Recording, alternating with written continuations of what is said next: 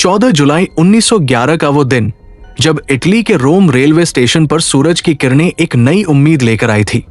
लेकिन किसी को अंदाजा नहीं था कि वो किरणें शाम तक एक ऐसे अंधेरे में बदल जाएंगी जिसका कोई अंत नहीं है।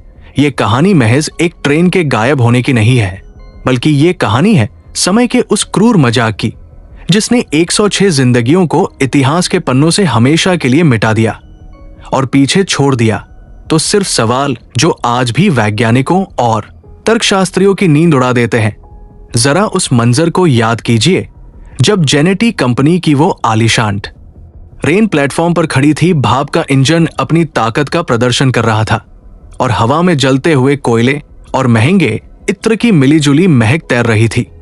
ये कोई आम सफर नहीं था, ये उस दौर का सबसे महंगा और वीआईपी टूर था जिसमें सवार होने वाले लोग सिर्फ यात्री नहीं थे, बल्कि वो इटली के रईस और रसूखदार लोग थे जो अपनी जिंदगी का जश्न मनाने निकले थे। ट्रेन में 3 डिब्बे थे और हर डिब्बा लग्जरी का एक नमूना था। मखमली सीटें, पॉलिश की हुई लकड़ी की दीवारें और हाथों में शैंपेन के गिलास लिए वो 106 मुसाफिर जो लोमबार्डी की पहाड़ियों को चीरते हुए एक नई दुनिया देखने जा रहे थे। ट्रेन जब स्टेशन से निकली तो लोगों ने तालियां बजाई, बच्चे खिड़कियों से हाथ हिला रहे थे और प्लेटफॉर्म पर खड़े उनके रिश्तेदार उन्हें खुशी खुशी विदा कर रहे थे। पर यह विदाई हमेशा के लिए हो जाएगी, ये खौफनाक सच उस वक्त भविष्य के गर्भ में छिपा था। ट्रेन अपनी रफ्तार पकड़ती गई, शहर पीछे छूट गए और पहाड़ करीब आने लगे।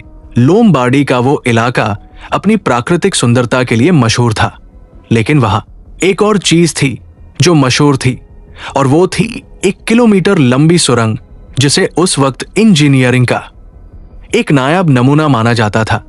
यह सुरंग पहाड़ के बीचों बीच बनाई गई थी और इसे पार करने में ट्रेन को बमुश्किल कुछ मिनट लगने चाहिए थे। लेकिन जब ट्रेन उस सुरंग के करीब पहुंची तो प्रकृति के नियम बदलने लगे और यहीं से शुरू होता है वो घटनाक्रम जिसे सुनने के बाद रूह कांप जाती है। ट्रेन में सवार लोगों को शायद कोई खतरा महसूस नहीं हुआ होगा, लेकिन ट्रेन के सबसे आगे इंजन में मौजूद ड्राइवर ने जरूर कुछ देखा होगा जो सामान्य नहीं था।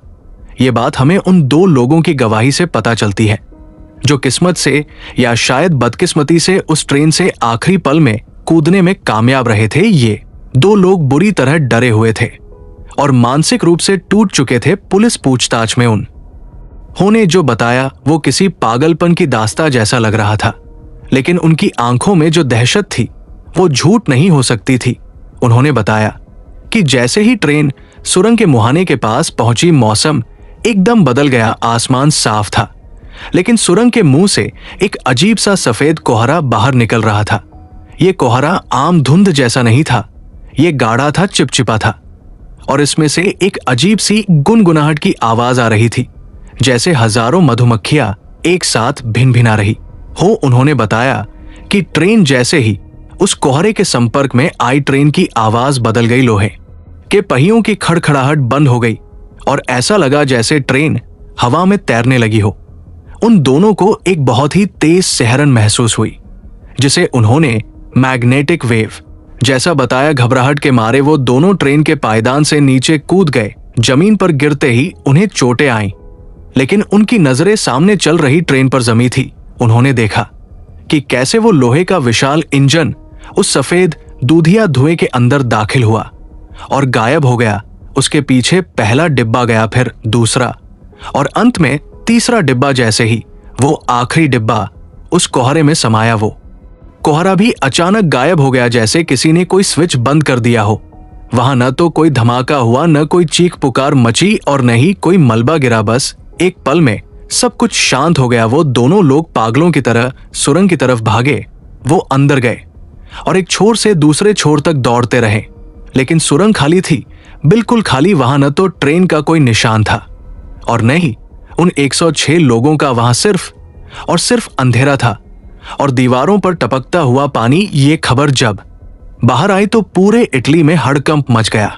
रेलवे अधिकारियों को यकीन नहीं हुआ कि पूरी की पूरी ट्रेन कैसे गायब हो सकती है। उन्होंने दर्जनों बार पूरी सुरंग की तलाशी ली, दीवारों को ठोका गया, पटरियों के नीचे की जमीन खोदी गई, ये देखने के लिए कि कहीं जमीन धंस तो नहीं गई, लेकिन वहां एक पेंच तक नहीं मिला। तार्किक रूप से अगर कोई ट्रेन सुरंग में जाती है तो उसे दूसरे छोर से निकलना ही होगा, और अगर वो नहीं निकली तो उसे सुरंग के अंदर होना चाहिए। लेकिन जेनेटी ट्रेन ने भौतिक विज्ञान के इस सबसे बुनियादी नियम को तोड़ दिया था। इस घटना के बाद कई तरह की बातें होने लगी। कुछ लोगों ने कहा कि सुरंग के अंदर कोई गुप्त दरवाजा था, जो कि नामुमकिन था क्योंकि सुरंग ठोस चट्टान को काटकर बनाई गई थी। कुछ ने कहा कि यह शैतान का काम है और सुरंग शापित है। जनता का दबाव इतना बढ़ा कि रेलवे ने उस सुरंग को हमेशा के लिए बंद करने का फैसला किया। लोहे के गेट लगा दिए गए और बाद में द्वितीय विश्व युद्ध के दौरान हवाई हमलों में उस सुरंग का मुंह मलबे से पूरी तरह ढक गया, मानो कुदरत भी यही चाहती थी कि वो राज हमेशा के लिए दफन हो जाए। लेकिन कहानी यहां खत्म नहीं होती। ये तो बस शुरुआत है, क्योंकि असली रहस्य ये नहीं है कि ट्रेन गायब हो गई। असली रहस्य ये है कि वो ट्रेन कहां गई, और जो सबूत सामने आए वो इस घटना को एक क्राइम थ्रिलर से बदलकर एक साइंस फिक्शन हॉरर में तब्दील कर देते हैं। ट्रेन के गायब होने के कई सालों बाद 1926 में मेक्सिको के एक इतिहासकार को कुछ पुराने दस्तावेज मिले जो 1048 के थे। यानी ट्रेन के गायब होने से करीब 66 साल पहले के इन दस्तावेजों में मेक्सिको सिटी के एक पागल खाने के रिकॉर्ड्स थे, जिनमें एक बहुत ही अजीब घटना का जिक्र था। रिकॉर्ड्स के मुताबिक में एक दिन अचानक 104 लोग मेक्सिको सिटी की सड़कों पर भटकते हुए मिले थे। ये लोग पूरी तरह से कंफ्यूज थे और बदमाश थे। सबसे हैरानी की बात यह थी कि ये सभी इटालियन थे और वो इटालियन भाषा बोल रहे थे, जो मेक्सिको में उस वक्त कोई नहीं समझता था। उनके कपड़े बेहद अजीब थे। 1048 के फैशन के हिसाब से उनके कपड़े भविष्य के लग रहे थे, यानी 20वीं सदी के यूरोपियन कपड़े। जब पुलिस और डॉक्टरों ने उनसे पूछताछ की तो उन्होंने एक ही रट लगा रखी थी कि वो रोम से जेनेटी ट्रेन में बैठकर आए हैं और उन्हें लोमबार्डी जाना है। एक में मेक्सिको के डॉक्टरों के लिए ये बात किसी